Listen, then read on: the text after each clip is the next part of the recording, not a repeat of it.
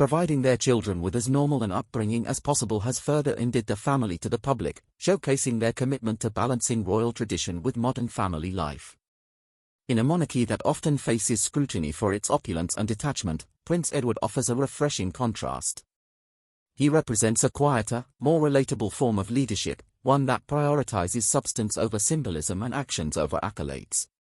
His hands-on approach reminds us that public service is not defined by grandeur but by the ability to make a difference, however big or small.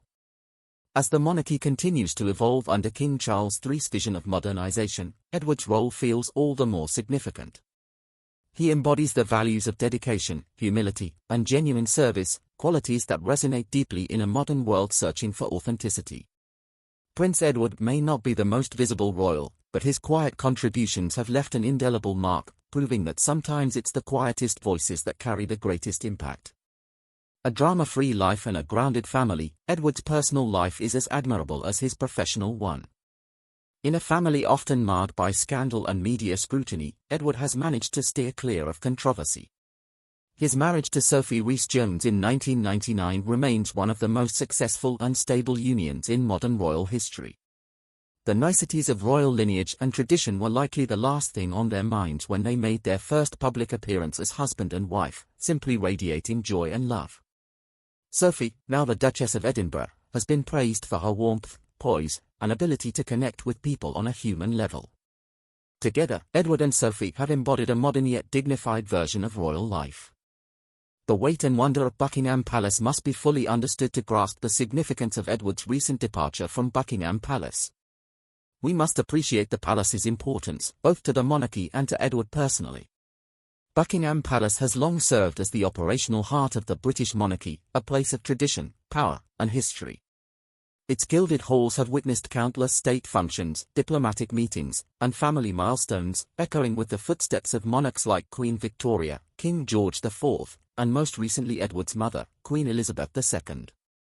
For the royal family, the palace symbolizes continuity, the enduring legacy of centuries-old traditions. But for Edward, Buckingham Palace is far more than a symbol of royal power, it is an embodiment of familial legacy and public service. Having spent much of his childhood within its walls, Edward's connection to the palace runs deep.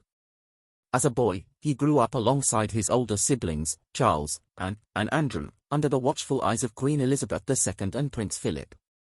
The palace was both a sanctuary and a school where Edward first observed the weight of royal responsibility, the unwavering discipline of his parents, and the grandeur of state occasions. It was within these very walls that he first learned what it meant to serve the crown. As he grew older, Buckingham Palace transformed from a childhood playground into a workplace and platform for his public service. Yet unlike his brothers, Charles and Andrew, who pursued traditional military careers, Edward charted his own path. After attending Gordonstoun, a famously strict boarding school that also educated Prince Philip, he went on to study history at Cambridge University, becoming one of the few royals to graduate from such a prestigious institution. Edward's post-university years further revealed his independent spirit. He pursued a career in the arts, briefly working with Andrew Lloyd Webber's production company before founding his own television production venture, Ardent Productions, in the 1990s. Though his ventures into entertainment were met with mixed success, Edward's willingness to step outside royal expectations was remarkable. He was not afraid to explore his own interests, a rare trait within the monarchy. Despite leaving Buckingham Palace in the 1990s to focus on his business pursuits, Edward never severed his ties to the family or its traditions. He always returned to carry out his duties with grace and loyalty, reinforcing his commitment to his parents' legacy and the institution they dedicated their lives to serving. Carrying forward the Duke of Edinburgh's legacy, nowhere is Edward's commitment more evident than in his work with the Duke of Edinburgh's Award. Established by Prince Philip in 1956, the award has grown into one of the world's most significant youth empowerment initiatives, helping millions of young people build skills, confidence, and resilience. Edward's involvement in the program has been deeply personal. He has spent decades championing its growth, often sharing stories of young participants whose lives were transformed through the initiative. Following Prince Philip's passing in 2021, Edward's inheritance of the Duke of Edinburgh title was both poignant and fitting. Officially granted by King Charles III on Edward's 59th birthday in 2023, The title honored his tireless work to continue his father's mission. For Edward, Buckingham Palace served as the epicenter of this work, a place where he carried out advocacy and planning for a program that held such profound meaning to both him and his late father. Edward's departure raises questions and curiosity, so why then has Prince Edward chosen to leave Buckingham Palace? His mysterious comment about the secrets of Edinburgh has only deepened public curiosity. Some see it as a cryptic nod to unspoken tensions within the monarchy, while others view it as Edward's personal reckoning with the palace's immense weight. Buckingham Palace, with its grandeur and history, may also feel stifling to someone as grounded and introspective as Edward. Perhaps the end obligations, the unrelenting scrutiny, and the unspoken expectations have simply become too much.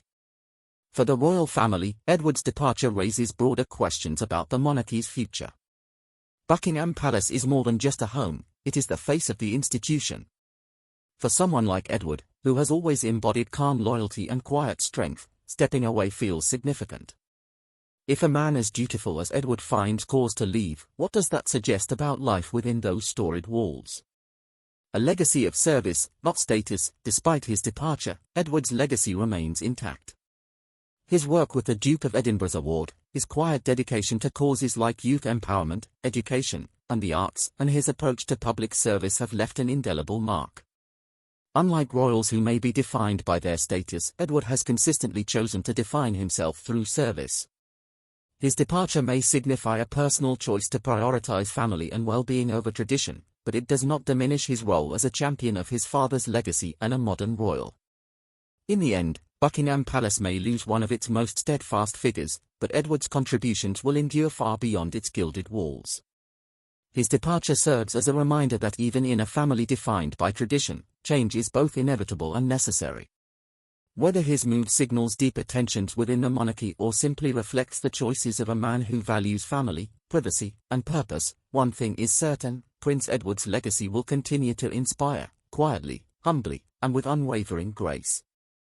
If you enjoyed uncovering the secrets of Buckingham Palace, don't forget to hit that like button, subscribe for more royal mysteries, and ring the notification bell so you never miss an update. Share your thoughts in the comments. What do you think about Prince Edward's departure? Until next time, thanks for watching.